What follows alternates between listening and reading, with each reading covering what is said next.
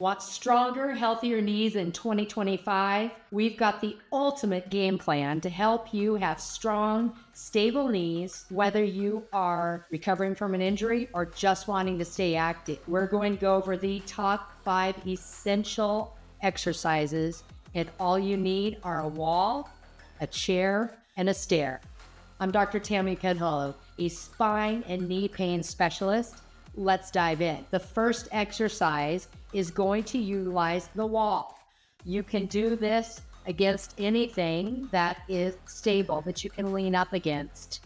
The goal is to have hips, knees, shoulders all the same distance. We're not like this. We're not like this. We want to be right at that exact distance. You want to take a complete squat. If you have to start like this where we're not quite at 90 degrees, fine. If you can move to 90 degrees, even better. And the issue is you want to be able to work up to probably 3 minutes of just sitting in this wall chair. If you are finding that 3 minutes is just too easy for you, you can raise those heels. I'm going to show you from the side what this also looks like. We're going to come over to this side here so you get a side view, but then I'll go back to the front. So knees, hips, shoulders, ankles, everything the same. Coming down to here, if you could handle this, fine. Let's take it down to 90 degrees and you're sitting here. This is working the quads. You want to make sure that if you start failing, if things start twitching, you're shaking, that you go ahead and stand back up. Otherwise, if you can maintain that burn in the quads, that's perfect. Again, if it gets too easy, you can raise the heels and just hang out here. That's exercise number 1, the wall chair. So you can do this based on your level of strength. We need to build quads because quads are responsible for going upstairs. Quads are even more responsible for going downstairs or downhill. It's even harder as you go downhill. We talk about 7 times your body's weight with each step down if you're on a deep or a steep decline. So quad strength is crucial. The next thing we're going to do is continue on with the quads. We're also going to add in the hip flexors. We're also going to add in a little bit of the glutes. So I'm going to show you from the side and I'll show you from the front. All you need is a chair. Notice I brought a chair that does not have arms because ideally you are doing unassisted, no rails, rapid chair rise. That's number 2. So find yourself in a seated position. Again, I'm showing you from the side. That means that you're seeing that my back is straight, my abs are tucked, my shoulders are back, my feet are planted on the floor, and I've got a 90-degree angle here, okay? So you're going to engage the core, so you're tightening your abs.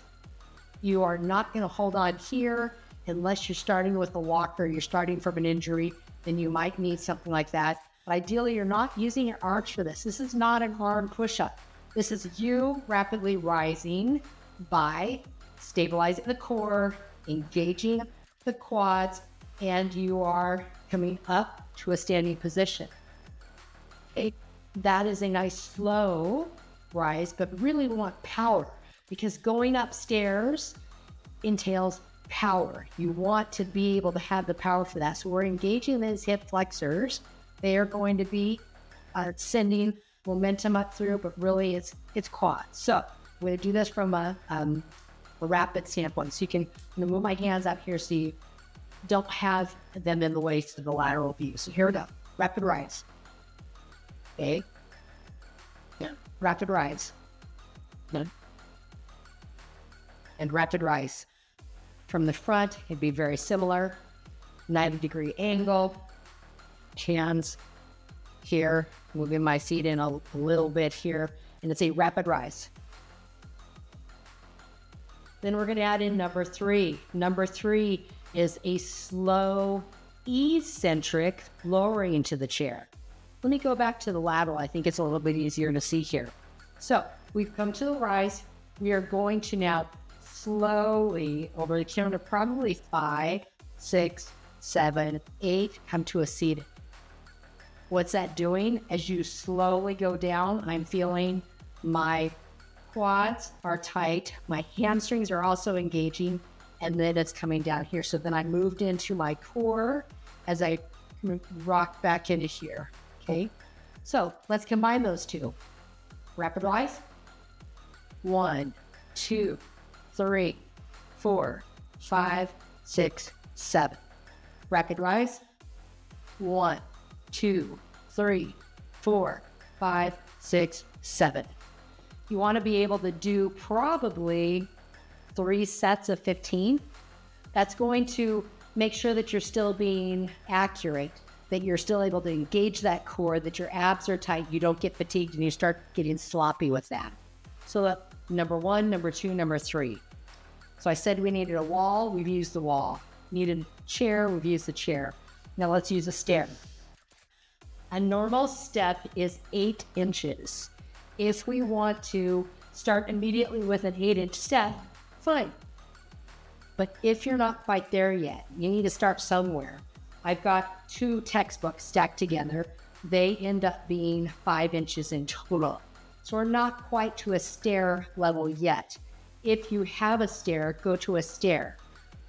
If you have a standalone step, like a step platform from doing fitness, that's fine as well. The base riser is 4. You could add little supplements to that, and then you can use that. But you want to have something that we're going to be able to safely step on the side. So it's called a lateral up.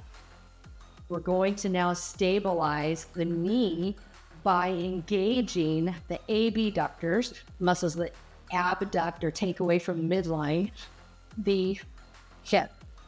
They're very important for stabilizing the knee. We sit all the time and we get actually very weak. And these abductors get really super stretched and lazy. So we need to make sure that they're strong. So glute medius and glute minimus need to be activated. We're going to use this step. And I'll show you nice and slow, and then I'll bring it up on the pace here. So this is going to be side step up. We engage on the step. This is going to be where I just want to keep this slightly bent. And what's happening here is I am having the glute medius and glute minimus do their tight. And then you'll see where I'm going to keep it this way rather than coming down each time. I mean, you could step up and step down. I think it ends up not engaging quite as much when you're first just trying to get that burn. Then we can move to a step up, step down, step up, step down, because that will add another pound. For now, let's just try this. Hips, knees, shoulders, ankles in alignment. You can put your hands out like this. We're going to step up. I'm squeezing here, and that's what brings me up. I can stay here. I can just tap down, and that ends up bending at the knee. If that ends up hurting your knee, then let's just come on down to here. Come back up, squeezing it. So the up leg is the one that is working. The up leg squeezes, and here. If you want to keep it symmetrical, you can then move to the other side, where you could technically do it all the way up and all the way down. And let's just come over here. So it's up leg does the work, step on down.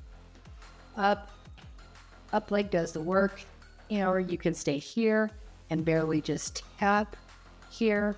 Notice I'm not leaning like this, I'm not leaning like this. I'm trying to keep my core also stable, and I'm barely tapping down. I'm not turning it into a quad workout, but if you keep doing this kind of a repetition, it's going to be more quad. So if I really want to isolate, I'm going to just keep it this way and down. Squeeze, engage, and down. That's number 4. Number 5, we go back to the wall. These are going to be heel and toe raises. You're using your own body weight, which is important. I mean, if you had to, if you're a beginner, you could sit down and you could toe raise or you could heel raise, but that's not weighted. Remember, we want to lift heavy. We want to build muscle. In order to force the body to build, you've got to lift heavy. So something you can do to add in weights for this, or you can put on a weighted vest. You could hold in your hands some dumbbells, but if you need the stability of the wall first, let's do that first. You could just have a touch here. I'm about hip distance apart with my feet, and I'm going to raise up onto my calf. This seems really easier. Like, are you kidding me? How's this going to build? And it will. We want the back of the lower leg strong. We want the front of the lower leg strong.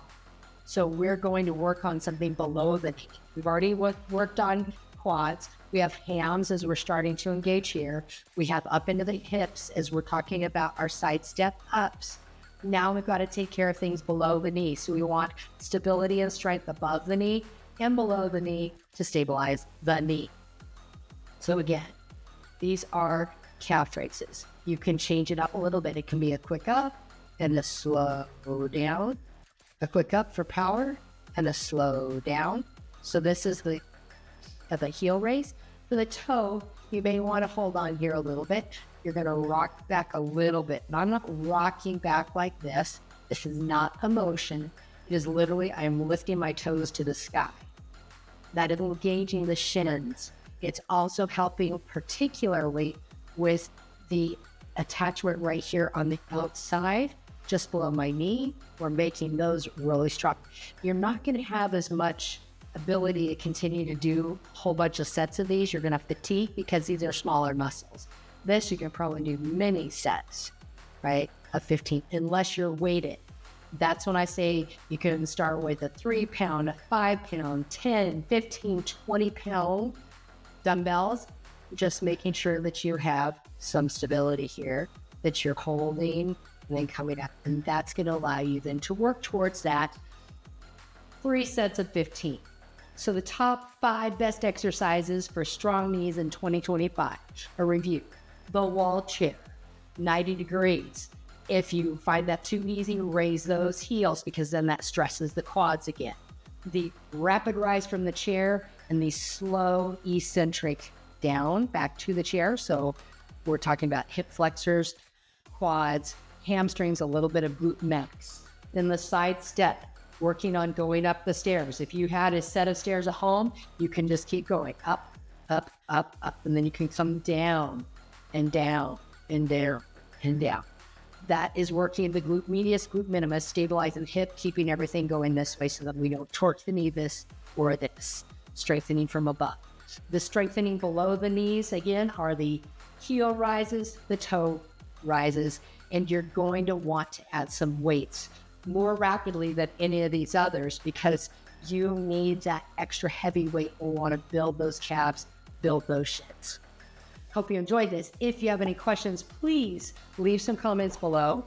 Like and subscribe to hear more of this. Let's get the best knees possible in 2025.